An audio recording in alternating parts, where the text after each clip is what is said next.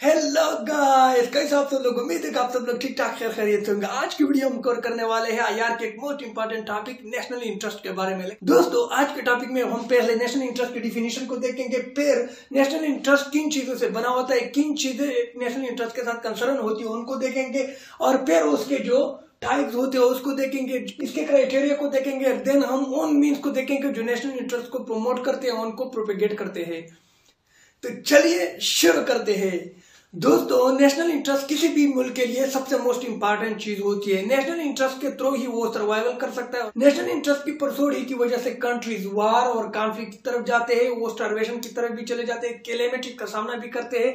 और national interest pursued की वजह से वो इकोनॉमिक स्टेबिलिटी भी गेन कर सकते हैं, पीस भी गेन करते हैं, प्रॉस्पेरिटी भी गेन करते हैं, एम्प्लॉयमेंट को भी लेकर आते हैं, अपनी कंट्री को प्रोग्रेसिव भी बनाते हैं।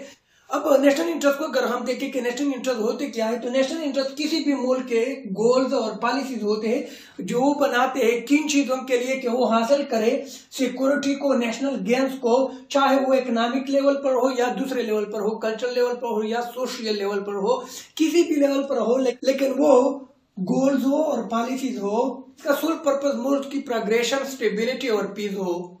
दोस्तों, नेशनल इंटरेस्ट के बारे में फर्स्ट बुक चार्ल्स बियर ने 1930 में लिखी। अब दोस्तों, अगर हम देखें कि इन चीजों के अलावा नेशनल इंटरेस्ट के अंदर होता क्या है, mean that what does national interest includes, so the first and the most is self preservation. Self preservation mean कि कंट्री की टॉप लिस्ट पर उनकी टेरिटोरियल इंटेग्रिटी आती है उसकी नेशनल इंटरेस्ट में। देन उसकी पॉलिटिकल इंडिपेंडेंस आती है। टेरिटोरियल इंटेग्रिटी मीन्स कि कोई भी दूसरा कंट्री उसके बॉर्डर्स की वायलेशन ना करे, उसको क्रॉस ना करे, उस पर अटैक ना करे, चाहे वो सरफेस लेवल पर हो, वो सी लेवल पर हो या अर्थ लेवल पर हो। दूसरा, उसमें पॉलिटिकल इंडिपेंडेंस आता है। पॉलिटिकल इंडिपेंडेंस मीन्स कि कोई उसके इंडिपेंडेंट पॉलिटिकल इंस्टीट्यूशन के अंदर इंटरफेयर ना करे, कंट्रीज के पॉलिटिकल सिस्टम को खुद हैंडल करने दे, उनके अवाम जिसको सेलेक्ट करते हैं उसको सेलेक्ट करने दे। किसी तीसरे कंट्री का कोई हक नहीं होता कि वो इसके अंदरूनी मामलात में इंटरफेयर करे। और तीसरा, किसी भी कंट्री का नेशनल इंटरेस्ट उसके फंडामेंटल गवर्नमेंट इंस्टीट्यूशन होते हैं कि वो उस तरह के फंडामेंटल इंस्टीट्यूशन को कायम रखे, जिस तरह की आर्मी हो गई, पुलिस हो गई, वापडा हो गया, मीन्स कि वो इस तरह की इंस्टीट्यूशन को क्रिएट करे कि वो किसी भी कंट्री के गोल्स और पॉलिसीज को प्रमोट करे, इंटरनल लेवल पर भी और एक्सटर्नल लेवल पर भी। मीन के इंटरनेशनल लेवल पर भी और इंटरनेशनल सिस्टम में इनकी जो गोल्स और पॉलिसीज है उसको प्रमोट, उसकी प्रोपगेशन हो। Now friends, if we see the criteria for defining national interest, then we have first ideological criteria, followed by moral and legal criteria, and then bureaucratic criteria. Ideological criteria में दोस्तों हम national interest को ideology के base पर बनाते हैं, यानी कि आपकी कंट्री का जिस तरह आइडियोलॉजी होगा उस तरह आपके नेशनल इंटरेस्ट भी होंगे। फॉर एग्जांपल, अगर आपकी आइडियोलॉजी इस्लाम है तो आप इस्लाम के अकॉर्डिंग अपने नेशनल इंटरेस्ट को बनाएंगे, और आप मुस्लिम वर्ल्ड को सपोर्ट करेंगे हर फोरम पर, और मुस्लिम वर्ल्ड के साथ आपकी रिलेशंस होगी ज्यादातर। For example, if we take the example of Palestine, then although Pakistan don't have adjacent borders with Palestine, but due to its ideology of Islam, we have sympathy for the Palestinians, and we also raise their voice in international level, for example in UN and in other international forums. इसके बाद अगर आपकी ideology liberalism है, जिस तरह के America की है, तो आप लिबरल जो स्टेट्स है या लिबरल जो कंट्रीज है उसके साथ अपने ताल्लुकात को ज्यादातर इस्तेमाल करोगे। फॉर एग्जांपल, अगर हम अमेरिका की मिसाल ले ले तो वो ज्यादातर लिबरल जो कंट्रीज है, डेमोक्रेटिक जो कंट्रीज है, जो जहाँ पर जो डेमोक्रेटिक जो कंट्रीज है उनके साथ रिलेशन को ज्यादा तरजीह देती है, यानी कि बजाय उन कंट्रीज के जो सोशलिस्ट और डिक्टेटरशिप हो, जहाँ पर फॉर एग्जांपल अगर चाइना और रशिया की मिसाल ले ले तो यूएसए की जो रिलेशन है उनके साथ इतने अच्छे नहीं है जितना उनके यूरोपियन के जो अदर डेमोक्रेटिक कंट्रीज है उनके साथ है, या जो other parts of the world में जो डेमोक्रेटिक कंट्रीज है। इसकी मिसाल अगर हम डिक्टेटरशिप को भी ले ले तो डिक्टेटरशिप के साथ भी लिबरल कंट्रीज जो कि ज्यादातर यूरोपियन कंट्रीज होते हैं उसके साथ ताल्लुकात, उनके ताल्लुकात ज्यादा अच्छे नहीं होते। अब दूसरा, अगर हम इसके मोरल और लीगल क्राइटेरिया को देखें नेशनल इंटरेस्ट में, तो नेशनल इंटरेस्ट बनाते वक्त मोरल और लीगल वैल्यूज और नाम्स को भी देखा जाता है। फॉर एग्जांपल, अगर आप किसी मुल्क पर अटैक करते हैं, इस पर एयर स्ट्राइक करते हैं, इस पर बम्बारमेंट करते हैं, तो ये इंटरनेशनल लॉ में इलीगल होता है, इमोरल होता है, यानी कि इंटरनेशनल लॉ आपको ये परमिशन नहीं देती कि आप किसी की कंट्री पर हो बगैर किसी इजाजत के, बगैर किसी वजह के उस पर अटैक करे, उस पर एयर स्ट्राइक करे या वहाँ पर जो इनोसेंट लाइव होते हैं उनको नुकसान पहुंचाए, तो ये इमोरल होता है और नेशनल इंटरेस्ट में इसको देखा जाता है। इसके अलावा अगर आप किसी भी कंट्री पर इस वजह से हमला करें कि आप वहाँ के नेशनल रिसोर्सेज को एक्सट्रैक्शन करें, तो ये भी इलीगल और इमोरल होता है। आना होगा कि जो इंटरनेशनल लॉ के अगेंस्ट ना हो, जो ह्यूमैनिटी के अगेंस्ट ना हो, जो ह्यूमन राइट के अगेंस्ट ना हो। तीसरा अगर हम देखें तो ब्यूरोक्रेटिक लेवल पर हम नेशनल इंटरेस्ट को बनाते हैं। ब्यूरोक्रेटिक लेवल पर हर ऑर्गेनाइजेशन के अपनी मकसाद होते हैं, उसके अपने इंटरेस्ट होते हैं। तो जिस तरह के कंट्रीज के इंटरेस्ट हो सकते हैं, उस तरह जिस तरह कंट्री अपनी इंटरेस्ट को प्रमोट करता है, उसी तरह उस कंट्री के अंदर वो ऑर्गेनाइजेशन या वो इंस्टीट्यूशन भी अपने नेशनल इंटरेस्ट को कंट्री के अंदर भी और कंट्री के बाहर भी प्रमोट करते हैं। फॉर एग्जांपल अगर हम इसकी मिसाल ले ले एजुकेशनल सिस्टम की, तो किसी भी मुल्क की एजुकेशनल सिस्टम या उसके अंदर जो यूनिवर्सिटीज है वो दूसरे मुल्क के एजुकेशन सिस्टम या यूनिवर्सिटी के साथ कोलैबोरेशन करके अपनी गवर्नमेंट को वो सजेशन देते हैं कि जो पैटर्न या जो मैकेनिज्म इस कंट्री के एजुकेशन का है या जो सिस्टम है, अगर हम उनको अप्लाई करें तो हमारे नेशनल इंटरेस्ट में बेस्ड होगा। तो इसी वजह से ब्यूरोक्रेटिक लेवल पर भी नेशनल इंटरेस्ट को बनाया जाता है, इसको प्रमोट किया जाता है। Now friends, after that if you move to the types of the national interest, then we have primary, secondary, permanent and short term interests.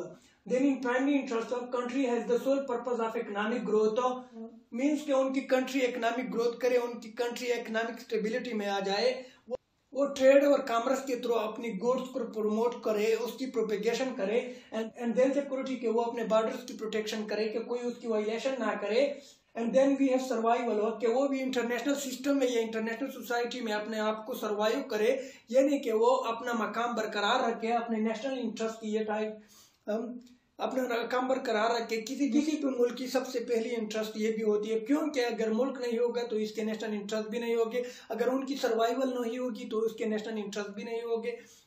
तो इसी वजह से किसी भी मुल्क की सबसे प्राइमरी जो इंटरेस्ट होते हैं नेशनल लॉ, वो उसकी सर्वाइवल भी होती है, एंड देन सॉवरेनिटी, कि कोई उसकी सॉवरेनिटी की वायलेशन ना करे, कोई उसके इंटरनल अफेयर में इंटरफेयर ना करे, वो अपने बॉर्डर्स के अंदर फ्रीली एक्सरसाइज करे political, social, economic, cultural and other norms and values को। And then we have secondary national interest. और सेकेंडरी नेशनल इंटरेस्ट में कोई भी मुल्क अपने सिटीजन्स की प्रोटेक्शन का जिम्मेदार होता है, जो दूसरे मुल्कों में होते हैं, वो या एजुकेशन हासिल कर रहे होते हैं, या वो लेबर की फॉर्म में होते हैं, या वो जॉब कर रहे होते हैं वहाँ पर, तो वो अपने डिप्लोमेटिक रिसोर्सेज के थ्रू वहाँ पर उसकी प्रोटेक्शन करते हैं। अगर कोई उसकी राइट्स की वायलेशन करता है, अगर कोई उस कंट्री के अंदर उनके राइट्स की वायलेशन करता है, तो वो अपने एम्बेसी के थ्रू वहाँ पर अपने डिप्लोमेट्स के थ्रू वहाँ पर अपने डिप्लोमेट्स की तरह उनकी प्रोटेक्शन करता है, उनकी खबर लेते हैं, उनकी न्यूज़ लेते हैं, और वो इशू उस कंट्री के जो हाई लीडरशिप के साथ रेस करते हैं और उसका सलूशन निकालते हैं। And then we have permanent national interest. Permanent national interest वो इंटरेस्ट होते हैं किसी भी कंट्री के जो चेंज नहीं होते टाइम के साथ, हमेशा के लिए होते हैं, यानी कि परमानेंट इंटरेस्ट प्राइमरी इंटरेस्ट की तरह ही होते हैं, जिसमें सबसे पहले स्ट्रेटेजिक इंटरेस्ट आता है। स्ट्रेटेजिक इंटरेस्ट मीन्स कि आपने अपनी कंट्री को किस तरह प्रोटेक्ट करना है, उसके बॉर्डर को किस तरह आपने प्रोटेक्ट करना है। And then we have ideological interest, कि आपने अपनी आइडियोलॉजी को किस तरह बचाना है, आपने अपनी आइडियोलॉजी को किस तरह प्रोपेगेट करना है, किस तरह आपने अपनी आइडियोलॉजी की मिस यूज से बचाना है, तो ये भी नेशनल इंटरेस्ट में होता है। तो ये भी नेशनल इंटरेस्ट की टाइप में होता है। इसके अलावा परमानेंट इंटरेस्ट में किसी भी कंट्री की इकोनॉमिक ग्रोथ होती है, उसके इकोनॉमिक जो पर्पसेस या गोल्स या एम्स होते हैं वो सबसे अहम होते हैं, जो कि चेंज नहीं होते, क्योंकि कोई भी कंट्री अगर इकोनॉमिक लेवल पर वीक हो तो वो अपनी स्टेबिलिटी और पीस को गेन नहीं कर सकती। जब अपने एक्सपोर्ट्स को ना बढ़ाए, जब तक पोर्ट्स और एक्सपोर्ट्स के सिस्टम को ना इम्प्रूव करे, अपने एक्सपोर्ट्स को ना बढ़ाए, अपने नेचुरल रिसोर्स के लिए मैकेनिज्म ना डिवाइस करे, अपने नेचुरल रिसोर्सेज को सही इस्तेमाल में ना लाए, तो तब तक कोई भी कंट्री तरक्की नहीं कर सकती। तो इसी वजह से ये किसी भी कंट्री की किसी भी कंट्री के परमानेंट नेशनल इंटरेस्ट होते हैं। तो हमारे पास कंट्रीज के शॉर्ट टर्म इंटरेस्ट भी होते हैं। शॉर्ट टर्म इंटरेस्ट मीन्स कि वो वक्त के साथ साथ चेंज होते हैं, गवर्नमेंट के साथ साथ चेंज होते हैं। अगर किसी कंट्री के अवाम उस स्पेसिफिक टेन्योर के बाद किसी दूसरे गवर्नमेंट को सेलेक्ट करती है, तो उसके साथ भी उस गवर्नमेंट के नेशनल इंटरेस्ट भी चेंज होते हैं। इसके अलावा पर्सनैलिटीज के साथ भी चेंज होते हैं। अगर उस गवर्नमेंट के अलावा कोई और लीडर आ जाए, कोई और पर्सनैलिटी आ जाए तो इसके पर्सनैलिटी उस पहले वाले लीडर से चेंज होते हैं, डिफरेंट होते हैं, तो वो अपने नेशनल इंटरेस्ट को अपने मुताबिक डिवाइस करता है। तो इसी वजह से कंट्रीज के शॉर्ट टर्म इंटरेस्ट भी होते हैं। अब दोस्तों, अगर हम नेशनल इंटरेस्ट के मीन्स पर आ जाए कि वो कौन से मीन्स है, वो कौन से वेज है जिसके through which we can propagate our national interest, through which we can promote our national interest, then we have first negotiation. हम नेगोशिएशन और डिप्लोमेसी के थ्रू अपने नेशनल इंटरेस्ट को प्रोपेगेट कर सकते हैं, अपने नेशनल इंटरेस्ट को गेन कर सकते हैं, अपनी बात को किसी और कंट्री से मनवा सकते हैं। फॉर एग्जांपल, अगर हम सिपेक की मिसाल ले ले तो सिपेक के प्रोजेक्ट में चाइना ने डिप्लोमेसी की तरफ पाकिस्तान को ऑफर की और पाकिस्तान ने वो ऑफर एक्सेप्ट करके नेगोशिएशन करके वो एग्रीमेंट साइन कर दिया। और इसी तरह ये सिपेक पैक्ट या एग्रीमेंट चाइना और पाकिस्तान के माबीन साइन हुआ, जो कि दोनों के नेशनल इंटरेस्ट में है। यानी कि दोनों चाहते थे कि वो इससे अपनी इकोनॉमिक ग्रोथ करें, अपनी इकोनॉमिक प्रॉस्पेरिटी को गेन करें। And then countries can also promote their national interest by making alliances with each other. Alliances are based on complementary or identical interests and strengthened by ideology. इसकी अगर recent example हम ले लें तो Pakistan, China और Malaysia ने अपने national interest को अलायंसेस के थ्रू प्रमोट करने की कोशिश की थी। मीन्स के पाकिस्तान ने तुर्की और मलेशिया की कश्मीर इशू पर सपोर्ट को मांगा था और ओआईसी का इजलास बुलाने की रिक्वेस्ट की थी, जो कि सऊदी अरेबिया ने रिजेक्ट किया था। और इसी वजह से फिर उन्होंने अलायंस बना के इनसे रिक्वेस्ट की थी। इसके अलावा तुर्की और मलेशिया के भी पाकिस्तान से अपने नेशनल इंटरेस्ट थे अलायंसेस के थ्रू, तो इसने अपनी इस अलायंस के थ्रू अपने नेशनल इंटरेस्ट को प्रमोट करना चाहा। इसके अलावा हमारे पास कोएर्सिव मीन्स आते हैं। अगर कोई भी कंट्री अलायंसेस और नेगोशिएशन के थ्रू अपनी नेशनल इंटरेस्ट को गेन नहीं कर सकता या वो कंट्री नहीं मानता इन दोनों चीजों से, then countries adopt coercive means through which they can impose sanctions on other countries and also they can freeze their assets. They can also impose embargoes on them and also they can seize their properties, which they can suspend the treaties which have already been signed with them.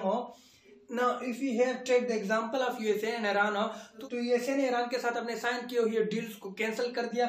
Donald Trump के era में इसके ऊपर sanctions लगाए, इसके ऊपर embargo लगाए कि कोई भी कंट्री उसके ऑयल बाय नहीं कर सकता, कोई भी कंट्री उसके गैस को बाय नहीं कर सकता, कोई भी कंट्री उसके नेचुरल रिसोर्सेज को बाय नहीं कर सकता। इसके अलावा इसके जो एसेट्स थे अमेरिका में उनको फ्रीज कर दिया। जितने भी पैसे थे, जितने भी ईरानियन एसेट थे अमेरिका के बैंकों में या दूसरे यूरोपियन कंट्रीज में या जो दूसरे यूरोपियन कंट्रीज में पड़े थे उनको फ्रीज कर दिया, उनको मुंजमद कर दिया।